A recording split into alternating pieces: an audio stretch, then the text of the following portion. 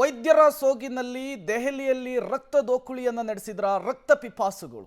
ಇದೇ ವಿಚಾರಕ್ಕೆ ಈಗ ಇನ್ವೆಸ್ಟಿಗೇಷನ್ ಚುರುಕುಗೊಂಡಿದೆ.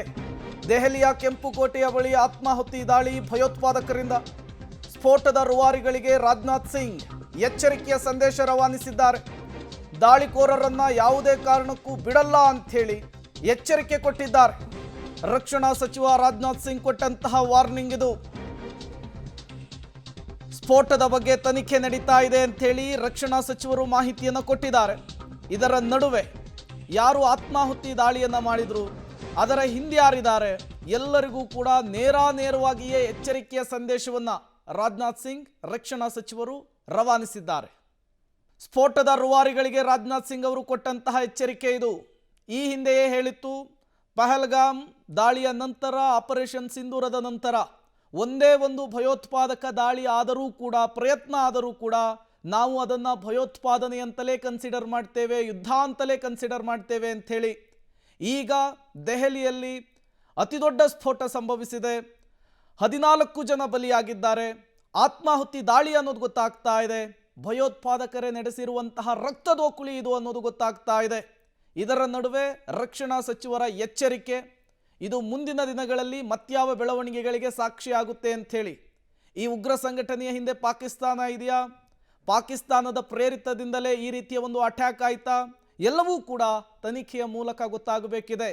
ಹಲವು ತನಿಖಾ ಸಂಸ್ಥೆಗಳಿಂದ ಇದೇ ಆ್ಯಂಗಲ್ನಲ್ಲಿಯೇ ತನಿಖೆ ನಡೀತಾ ಇರುವಂಥದ್ದು. ಆಪರೇಷನ್ ಸಿಂಧೂರದ ಬಳಿಕ ದೇಶದಲ್ಲಿ ವಿಧ್ವಂಸಕತೆಯನ್ನು ಸೃಷ್ಟಿಸೋದಕ್ಕೆ ಭಯೋತ್ಪಾದಕ ಸಂಘಟನೆಗಳು ಹವಣಿಸ್ತಾ ಇದ್ವು, ಹಪಹಪಿಸ್ತಾ ಇದ್ವು. ಹಲವು ಕಡೆಗಳಲ್ಲಿ ಉಗ್ರರನ್ನ ಬೇಟೆಯಾಡುವಂತಹ ಕೆಲಸ ಕೂಡ ಆಗಿತ್ತು. ದೆಹಲಿ ಕೆಂಪುಕೋಟೆಯ ಬಳಿ ಆತ್ಮಾಹುತಿ ದಾಳಿ, ಸ್ಫೋಟದ ಸ್ಥಳದಲ್ಲಿ FSL ತಂಡದಿಂದ ಪರಿಶೀಲನೆ.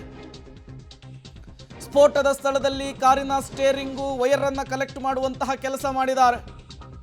ಸ್ಫೋಟಕ್ಕೆ ಬಳಸಿದಂತಹ ಕೆಲ ಅವಶೇಷಗಳನ್ನ FSL ಟೀಮ್ ವಶಕ್ಕೆ ಪಡೆದುಕೊಂಡಿದೆ ಅನ್ನೋದು ಗೊತ್ತಾಗ್ತಾ ಇದೆ.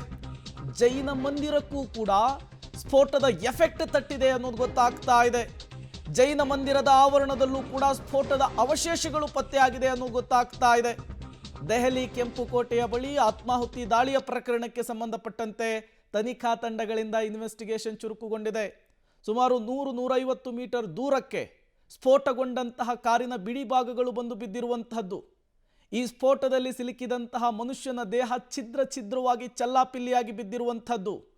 ಎಲ್ಲವೂ ಕೂಡ ಒಂದೊಂದಂತೂ ಸ್ಪಷ್ಟ ಹೇಳ್ತಾ ಇದೆ, ಇದು ಕಾರಿನ ಸ್ಫೋಟದಿಂದಾಗಿರೋದಲ್ಲ, ಅದರೊಳಗಿರುವಂತಹ ಬಾಂಬ್ನಿಂದ ಸ್ಫೋಟವಾಗಿರುವಂತಹದ್ದ ಅನ್ನುವಂತಹ ಅನುಮಾನ. ಇದರ ನಡುವೆ ಸಿಕ್ಕಂತಹ ಎಲ್ಲ ಸಾಕ್ಷಿಗಳನ್ನು ಕಲೆಕ್ಟ್ ಮಾಡಿ FSL ಟೀಮ್ ಲ್ಯಾಬಿಗೆ ರವಾನಿಸಿದೆ.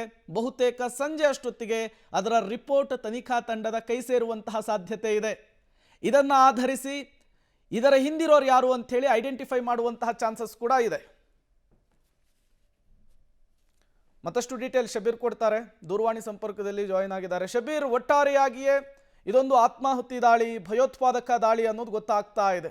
ಇದರ ನಡುವೆ ರಕ್ಷಣಾ ಸಚಿವರು ಕೊಟ್ಟಂತಹ ಎಚ್ಚರಿಕೆ ಜೊತೆಗೆ ಗೃಹ ಸಚಿವರ ಮೀಟಿಂಗು, ಈಗ ಏನಾಗ್ತಾ ಇದೆ ಸ್ಥಳದಲ್ಲಿ, ಇನ್ವೆಸ್ಟಿಗೇಷನ್ ಹೇಗೆ ಸಾಗ್ತಾ ಇದೆ ಅಂತ ಪ್ರೇಮ್ ನೋಡ್ಬೋದು ನೀವು ದೃಶ್ಯಗಳಲ್ಲೂ ಕೂಡ. ಈಗ NIA ಅಧಿಕಾರಿಗಳು ಬರ್ತಾ ಇರುವಂತದ್ದು. ಈಗಾಗಲೇ ಕೆಲ ಹೊತ್ತಿನ ಹಿಂದೆ ಕೆಲವೊಂದಿಷ್ಟು ಅಧಿಕಾರಿಗಳು ಬಂದಿದ್ರು. ಈಗ ಇಬ್ಬರು ಹಿರಿಯ ಅಧಿಕಾರಿಗಳು ಕೂಡ ಸ್ಥಳಕ್ಕೆ ಭೇಟಿಯನ್ನ ಕೊಟ್ಟಿದ್ದಾರೆ.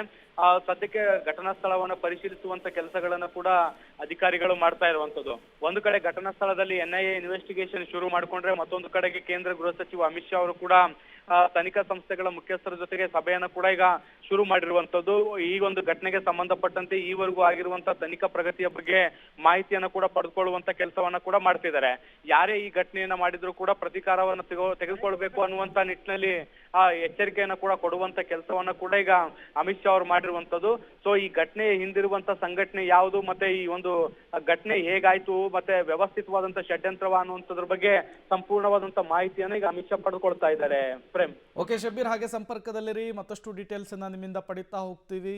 ಒಟ್ಟಾರೆಯಾಗಿ ಭಯೋತ್ಪಾದಕ ದಾಳಿಗೆ ದೆಹಲಿ ಅಕ್ಷರಶಃ ನಲುಗಿರುವಂಥದ್ದು.